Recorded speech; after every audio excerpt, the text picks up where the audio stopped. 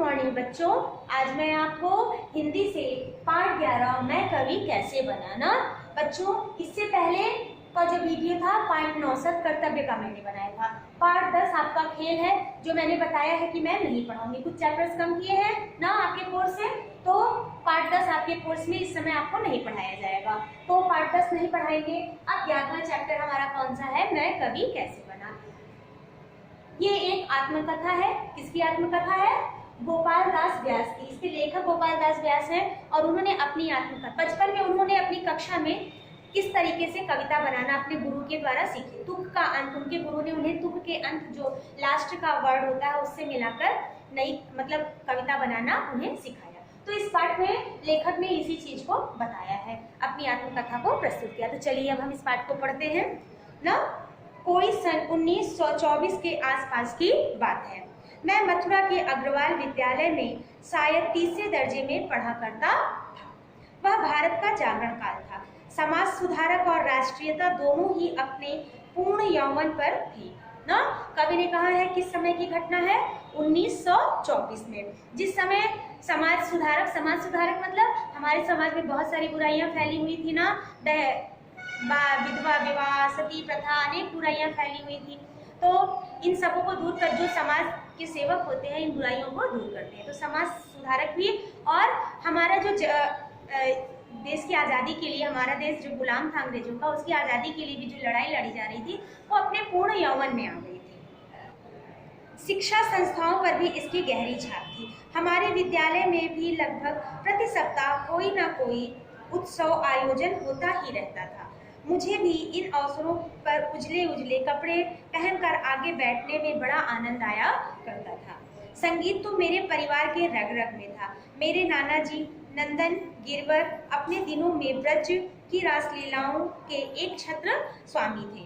मेरे पिताजी ब्रज किशोर शास्त्री को भी स्वर ताल का अच्छा ज्ञान था। मेरी जीजी, अपनी माँ को जीजी कहते थे, के बिना हमारे गली मोहल्ले में स्त्रियों का कोई गीत वाद्य यंत्र जमता ही ना था। क्योंकि मैं माता पिता की अकेली संतान था, इसलिए उनकी अन्य सब चीजों के साथ संगीत भी मुझे विरासत में मिली ना। कवि ने क्या बताया है? कवि ने बताया है, लेखक ने यहाँ पर यह बताया है कि जो संगीत का बहुत अच्छा ज्ञान था, क्योंकि उनके परिवार में ही संगीत था ना, उनके ब्लड में ही संगीत था, तो इसलिए संगीत जो है लेखक को बहुत अच्छे से आता था ना, गाना गीत संगीत उन्हें बहुत अच्छे से आता था। लेकिन मेरा यह ज्ञान मुझे विद्यालय के सभा समारोह में ही महत्व नहीं दिला सका ना। कवि कह रहा है उस समय संगीत का इतना महत्व नहीं था ना, ये जो इसको संगीत का इतना अच्छा ज्ञान था, लेकिन उसके स्कूल कॉलेज के आसपास ही इतना ज़्यादा उसको ख्याति नहीं मिली। यह मेरे साथ सरासर अन्याय था, और जहाँ तक याद पड़ता है जानबूझकर तो मैंने अन्याय को बचपन से ही नहीं सहन किया। कवि का कहना है, लेखक का कहना है कि मैं अन्याय को कभी बर्दाश्त नहीं करता था। तभी मैंने देखा कि लोगों के मन में संगीत से अधिक कविता की कद्र है ना। मैंने पाया कि मेरे साथी लड़कों को संगीत सुनाने के लिए तो नहीं पर कविताएं सुनाने के लिए बड़े चाव से आमंत्रित किया जाता है। फिर यह भी देखा कि अच्छे बुरे की आदर अनादर की सूचना तालियों द्वारा ही प्रकट होती है। मैं देखता था कि साथी लड़कों का संगीत सुनने के बाद तालियों की तड़तड़ाहट बड़ी छीण हो जाती थी, और उसमें भी लड़के नहीं अध्यापक ही थोड़ा रस लेते थे।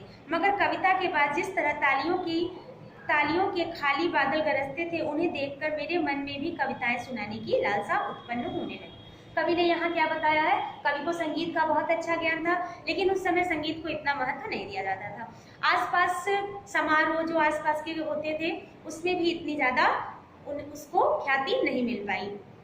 जो स्कूल आदि में समारोह होते थे बच्चे नहीं पसंद करते थे, और बड़ी छीण मतलब धीमी तालियां बजती थी। जब आप उत्साह रहता है तो आप बहुत तेज ताली बजाते हो, जब उत्साह कम रहता है तो छीण। और उसमें भी अध्यापक ही ज़्यादा रस लेते थे, थोड़ा बहुत अध्यापक रस लेते थे और बच्चों का कोई रस नहीं था।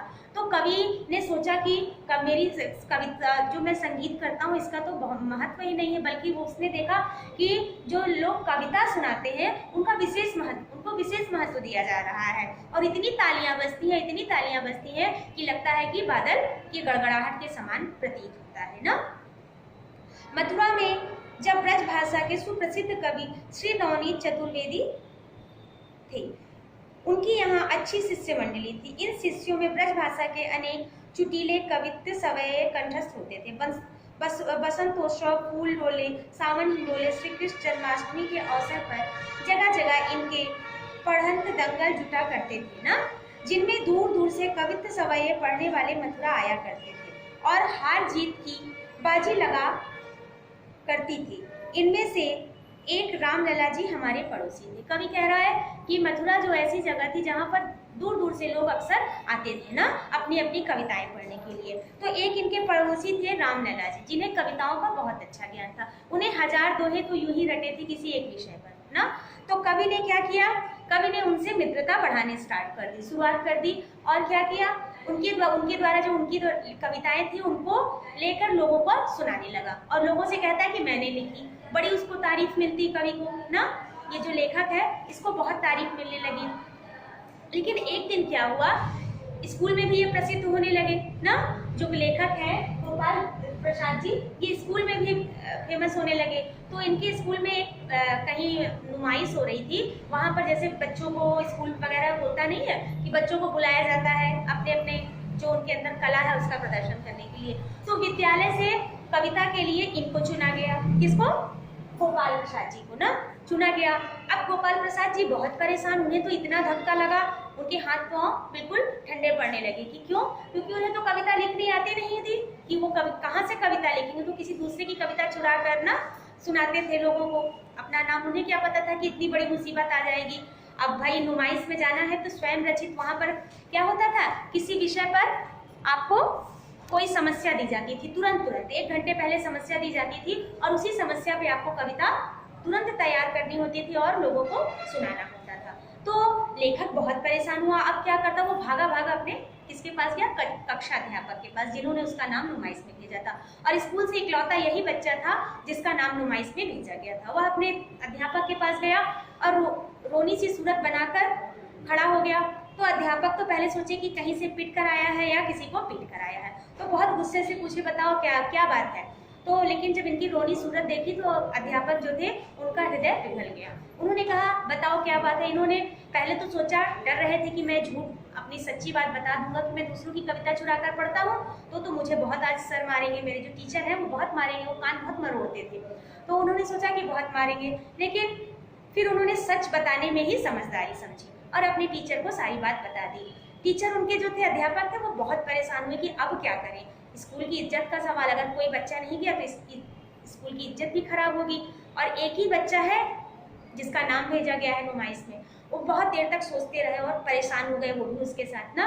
फिर अचानक से उनके चेहरे पे चमक आई ना, आंखों में एक प्रकाश सा भर गया, जिसे देखकर लेखक बहुत खुश हुए। अध्यापक ने बताया कि कविता तो बहुत आसान होती, कविता लिखना कुछ भी नहीं है ना, मैं तुम्हें कविता लिखने का गुण सिखाता हूँ। उन्होंने समझाया कि पहले जो विषय दिया जाए उससे संबंधित 4 लाइनें मिला लेना। 4 लाइनें मिला लेना मतलब अंत तुकांत ना। जैसे भाई है, छाई है तो भाई है, आई है, इस तरह से मिला लेना। और इसी तरह से मिलाकर कविता तुम बोलते चले जाना और बिल्कुल भी डरना नहीं। लेखक को ये बात बहुत आसान लगी ना, लेखक बहुत खुश हो गए और चले आए। फिर जब कविता के लिए जब वो वहाँ पे गए, नुमाइश में गए, तो भाई बहुत छोटे थे, मात्र 11 साल इनकी उम्र थी, बच्चे थे। वहाँ बड़े बड़े लोग आए थे, समस्या दी गई और अपने गुरु के सिखाए गए गुण के अनुसार इन्होंने फटाफट उस पर समस्या बनाना शुरू कर दी ना, तुकांत मिलाना शुरू कर दिया।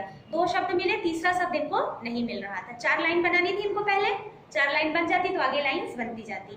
तो इनको जो लाइन मिली थी, 4 लाइन इन्होंने मिलाई। इनको विषय मिला था उस समय, विषय इनको मिला था को करबो और मरबो बराबर है। तो लेखक को इसी विषय पर बनाना था ना। तो लेखक ने क्या किया, 4 लाइन, 2 शब्द फटाफट मिल गए लेकिन तीसरा शब्द नहीं मिला। फिर लेखक ने कोशिश की, 1 घंटे का जो समय इनको मिला था समस्या पूर्ति के लिए, इन्होंने मात्र 20 मिनट में ही कविता रचना कर डाली। और जब ये गए, छोटे बच्चे थे, देखने में भी कह रहे मैं बचपन में अच्छा खासा था, मतलब ऐसा था कि लोग देखना पसंद करें। और जब छोटा बच्चा कोई कार्य करता है तो लोगों के आकर्षण का केंद्र बन जाता है। इन्होंने इसी विषय पर कविता कहना शुरू करी ना।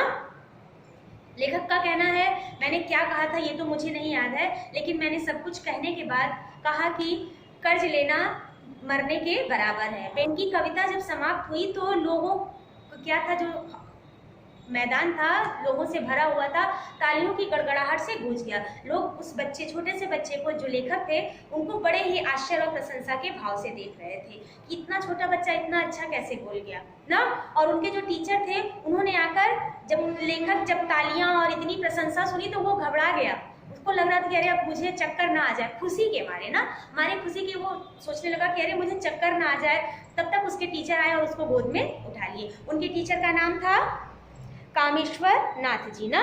तो लेखक को ऐसा लगा कि जब उनके टीचर ने उनको गोद में उठाया, अपने अंक में भरा, तो उन्हें ऐसा लगा कि जैसे साक्षात सरस्वती ने उन्हें अपनी गोद में बिठा लिया। उन्हें बहुत अच्छा लगा और उन्होंने लपक के अपने टीचर के पैर छुए। तो कल लेखक ने अंत में कहा है कि इस प्रकार मेरी पहली कविता ने ही धूमधाम से मेरे कवि होने की घोषणा जनता में कर दी। घड़ी भर में मैं चोर से साहूकार हो गया। घड़ी भर में मैं चोर से साहूकार हो गया का तात्पर्य क्या है कि इससे पहले जो लेखक था वो क्या करता था, दूसरों की कविता लेकर चोरी करता था, लेकिन आज उसने स्वयं की रची हुई कविता की, तो इसलिए वो क्या हो गया, चोर से साहूकार हो गया। तो बच्चों, इस पाठ को पढ़ के आपको क्या समझ में आता है? लेखक ने स्वयं अपनी आत्मकथा, अपने बीते हुए ना बचपन की बात बताई है कि वह कवि कैसे बना ना। तो बच्चों, इस चैप्टर को आप एक बार अपनी बुक में अवश्य पढ़िएगा। ठीक है, धन्यवाद बच्चों।